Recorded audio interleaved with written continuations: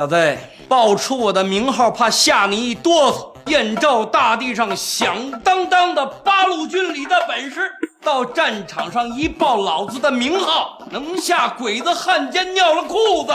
大本事重伤出狱就被带出来问话，可这伤刚好牛就吹起来了，一个劲儿的吹嘘自己有多勇猛，就连自己未来媳妇赛貂蝉都听不下去了。既然你那么大本事，怎么让我们逮着的？那是老子落了单还受了伤，让你捡一便宜。见大本事还嘴硬，赛貂蝉气不过，立马就跟他下了挑战书，等大本事伤好了就跟他比试真本事。而被一个女人当众挑衅，大本事为了找回面子，也只能咬着牙答应了。你们打听打听，老子八路军里的本事，手底下有上千的队伍，你们在武义县打听打听。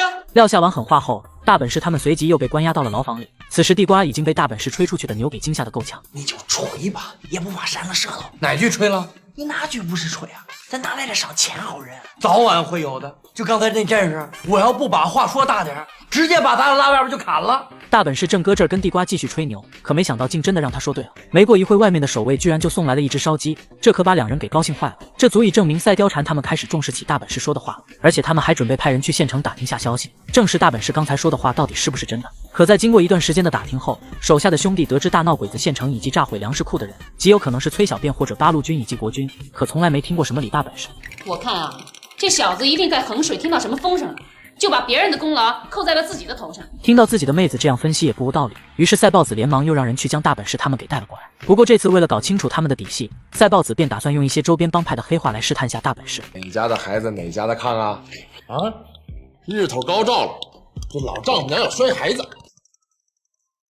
啥时候丈母娘要摔孩子？见大本事完全听不懂这些黑话，赛豹子兄妹俩深感这小子就是个棒槌呀。既然试探出他跟这周边的一些帮派没关系，随后赛貂蝉便又打算询问下大本事他们大闹衡水城的一些细节，想验证之前他说的话是不是真的。而大本事见话都赶到这了，心想跟他们吹吹牛忽悠一顿也就过去了，于是便开始了自己的表演，绘声绘色的描述自己跟一伙兄弟大闹衡水城后就被一群鬼子包围了，然后自己又舍身取义的让弟兄们先撤，而他则跟一群鬼子展开了殊死搏斗。我这手一把刺刀，这手一把刺刀，我是左突右进，小鬼子没有一个能进得了我身上。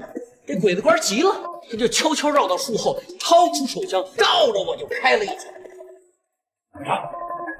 此时大本事的牛已经吹到天上去了，就连一旁的地瓜都实在看不下去了，而赛貂蝉也是看破不说破，只等大本事说完后，赛貂蝉便将计就计，让大本事给大伙展示下真本事。可当大本事一听要来真的，瞬间就怂了，于是连忙又找借口说这屋太小，伸展不开手。小王，那就让我们手下几个不成器的东西给两位八路大哥献献丑了。